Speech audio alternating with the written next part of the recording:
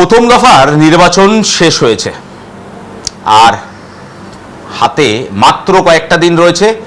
দ্বিতীয় দফার নির্বাচনের আগে এই মুহূর্তে আমার সঙ্গে রয়েছেন যিনি, তিনি আলাদা করে তার পরিচয় দেওয়ার খুব একটা প্রয়োজন পড়ে না, তার কারণ তিনি একেবারে পরিচিত মুখ এবং শুধু তাই নয়, একই সঙ্গে ব্যারাকপুর অঞ্চলে তিনি দাপিয়ে বেড়ান। আমার সঙ্গে রয়েছেন এই মুহূর্তে অর্জুন সিং। দাদা, সবার আগে যে প্রশ্ন করব সেটা হচ্ছে, প্রথম দফার নির্বাচন শেষ হয়েছে এবং প্রথম দফার নির্বাচন শেষে আমরা দেখতে পাচ্ছি যে 90% বেশি পোলিং হয়েছে, মানুষ ভোট দিয়েছেন। এই যে এত পোলিং হচ্ছে, এত ভোট দান, এটা পজিটিভ? ভোট যখন বাম্পার ভোটিং হয় তখন পরিবর্তন হয়। এই ভোটটা একটা নতুন ন্যারেটিভ সেট করেছে। 65%-এর যে একটা সংখ্যা আছে, যেটা মানে এটা কমিউনিটি 65%, মানে সনাতনীর 65% কমিউনিটি, তার এবার 90% এবভ পোলিং হয়েছে। এই মার্জিনটা যে বেড়েছে কারণটাই, আপনি যদি দেখুন এসআইআর আগে এই 90 লাখ ভোট মধ্যে, ধরুন 90 লাখ না হলে 80 লাখ তো পলস ভোট পড়তো, কিন্তু 35%-এ 95-99% আগেও পড়তো, কিন্তু 65%-এ 55-এর উপরে যেত না। লোক ফিস্টি মানাতো। হুমায়ুন কবির যাই হোক চোখ খুলে দিয়েছে। হুমায়ুন কবির একটা কাজ করেছে কি, এটা চ্যালেঞ্জ করে কি ওই সনাতনীরা ওই সেদিন বাড়িতে মাংস ভাত খাবে আর বাড়িতে ফিস্টি করে ভোট দিতে যায় না, আর মুসলমানরা ওই হই হই করে পান্থা ভাত খেয়ে ভোট দিয়ে দেয়। এই যে ওর কথা, আমি তোকে বলছি, এই ব্যাপারে ও চোখ খুলেছে সনাতনীদের। এবার সনাতনীদের ভোটের টার্নআউটটা দেখুন, 95%, 96% টার্নআউট হয়েছে ওই ভোটটা। এই ভোটের যে বাম্পার পোলিং যেটা হয়েছে, due to this election commission যে প্রুভ করে দিল যে আমি পারি ভোট করাতে। ইলেকশন কমিশনের 90% ফোকাস থাকে বুথ সারাউন্ডিং এরিয়া, 10%-এর মধ্যে থাকে কি কোথাও আটকাচ্ছে কি না আটকাচ্ছে। তো 90-10% এটা ইলেকশন কমিশনের কাজ। বাদ বাকি ল অ্যান্ড অর্ডারটা লোকাল পুলিশকে দেখতে হয়। এবার লোকাল পুলিশও ভূমিকাটা কালকে আমি খুব খারাপ দেখিনি। লোকাল পুলিশও ডান্ডা চালিয়েছে, এই যারা গণ্ডগোল করছিল তাকে তাড়িয়েছে, কিন্তু বুথের 100 মিটারের মধ্যে নাথিং, কোনো ঘটনা কোথাও ঘটতে দেয়নি ইলেকশন কমিশন। এটা একটা গুড সাইন কি ইলেকশন কমিশনের ব্যাপারে লোকের একটা ধারণা খারাপ হয়ে গেছিলো, এরাও বিক্রি হয়ে যায়, প্যারামিলিটারিও বিক্রি হয়ে যায়, এইসব একটা গল্প ছিল 2024 অবধি। এটা পুরো মিথটাকে ভেঙে দিয়েছে এবার ইলেকশন কমিশন। গতকাল আরও একটি বিষয়, সেটা হচ্ছে বারংবার আমরা শাসক দলের তরফ থেকে দেখেছি যে অভিযোগ করা হচ্ছে কেন্দ্রীয় বাহিনীকে নিয়ে। এই গোটা বিষয়টি কিভাবে দেখছেন? দেখুন, কেন্দ্রীয় বাহিনীর বিরুদ্ধে তো অভিযোগ করবেই, যেরকম আমরা করতাম কি কেন্দ্রীয় বাহিনী বিক্রি হয়ে গেছে, পুলিশ বিক্রি হয়ে গেছে। এখন মমতা ব্যানার্জি পায়ের তলা মাটি সরে গেছে, উনি কেন্দ্রীয় বাহিনী, ইলেকশন কমিশন, পুলিশ সবাইকে তো উনি গালাগালি করছেন। পুলিশ তো সরকারি, আমার আপনার পয়সা ট্যাক্স দিয়ে পুলিশ আছে, উনার পুলিশ আবার কি হয়? পুলিশ ও সংবিধানের পুলিশ।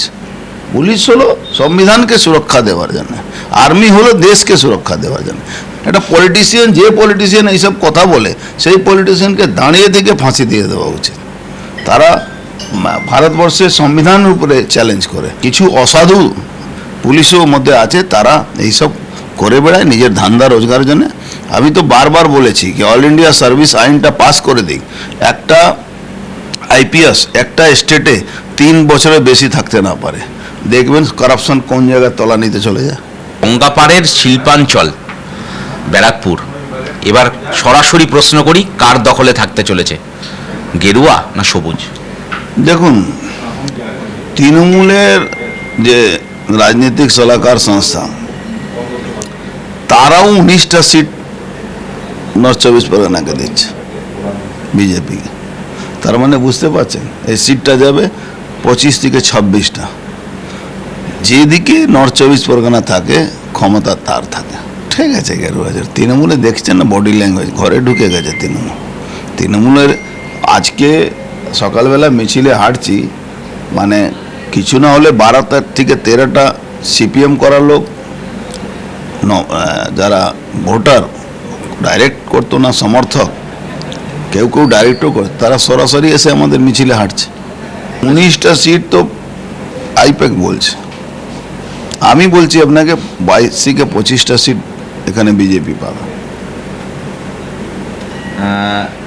নোয়াপাড়া থেকে ভাটপাড়া সঙ্গে ব্যারাকপুর শিল্পাঞ্চল কিভাবে কমব্যাট করবেন? এই যে আপনি একটা সমীকরণ আছে, সে সমীকরণ যদি সাকসেস হয়ে যায় আমি, তো আমি আপনাকে বলছি ব্যারাকপুরের 7টা সিটই আমরা জিতব। ওই সমীকরণ একটা সিটের উপরে আছে, ওই সিটটা সঠিক যদি আমার হিসাবে হয়ে যায় তাহলে ব্যারাকপুরে 7টা সিট জিতব, সুইপ করবে।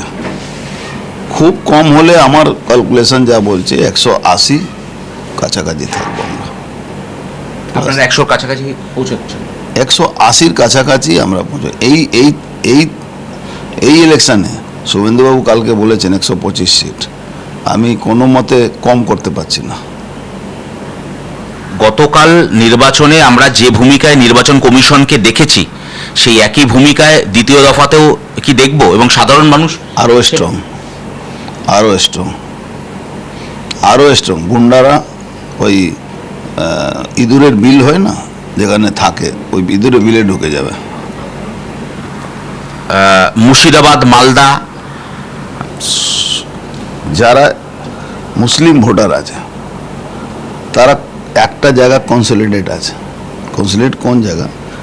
বীরভূম একটা অংশ, মুর্শিদাবাদ পুরোটাই, মালদা 50-50, দিনাজপুর 60-40।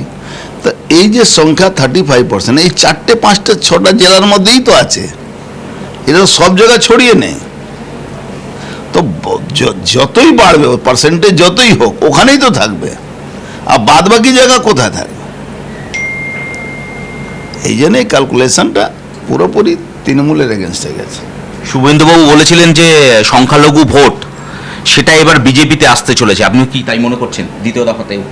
দেখুন, শুভেন্দুবাবু অনেক অভিজ্ঞ নেতা, অনেক বুদ্ধিমান আছে, নিশ্চয়ই ওনার কাছে কোনো এরকম ইঙ্গিত পেয়েছেন তাই বলেছে। আমি ওনার মতে 100% একমত আছে। অনেক মানুষ আমাদের সঙ্গে যোগাযোগ করছে, আমরা তো বারবার বলছি একবার বিজেপিতে এসেও দেখো না, বিজেপিকে বুঝো তো। বিজেপি শুধু মুখে বলে না, বিজেপি কাজ করে দেখে। আজকে প্রধানমন্ত্রী যে সমস্ত প্রকল্পগুলো ভারতবর্ষের মানুষের জন্য দিচ্ছেন, সেটা এখানে মুসলমান বাদ আছে, কিন্তু কিছু মানুষ আছেন, ওদের মধ্যে কিছু লোক আছে, তারা নিজের স্বার্থে যেন ওদেরকে ভুল বোঝায়, আর তারা একটু শিক্ষা দীক্ষা কম আছে, তারা ওই ভুল বুঝে চলে যায়। নির্বাচন মানেই আমরা দেখেছি ব্যারাকপুর হোক অথবা মুর্শিদাবাদ হোক, বোমা, বন্দুক, গুলি, এই ছবি বারংবার উঠে এসেছে। এই ছবিটা কি এবারে ব্যারাকপুরে বদলাতে চলেছে বা উত্তর 24 পরগনা? দেখুন, ইলেকশন কমিশন যা ভূমিকা নিয়েছে, এখন পর্যন্ত তো আমি বোমগুলি চলেনি। আর তৃণমূল যদি এই ফাঁদে পা দেয়, তৃণমূল নিজের সর্বনাশটা খুঁজে নিয়ে আসবে।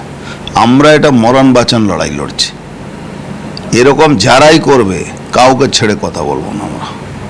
শেষ কামড় দিয়ে? কামড় না, একদম গিলে নেব আমরা, কামড় ফামড় না, গিলে নেব।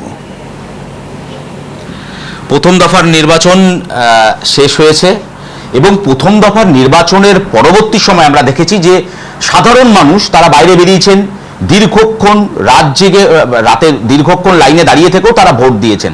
দ্বিতীয় দফার নির্বাচন আসতে চলেছে, আর অর্জুন সিং ব্যারাকপুরের একেবারে পরিচিত মুখ এবং দীর্ঘদিনের তিনি রাজনীতিবিদ, তিনি বলছেন যে উত্তর 24 পরগনা থেকে শুরু করে এই ব্যারাকপুর শিল্পাঞ্চল সবেতেই গেরুয়া ঝড় আসতে চলেছে। এবং শুধু তাই নয়, আমরা এর আগে দেখেছি যে বোমা, গুলি, বন্দুক বা পোলডে ভায়োলেন্স, সেই ছবি যে আগামী দিনে পুনরাবৃত্তি হবে না সেটাও কিন্তু স্পষ্ট করছেন অর্জুন সিং।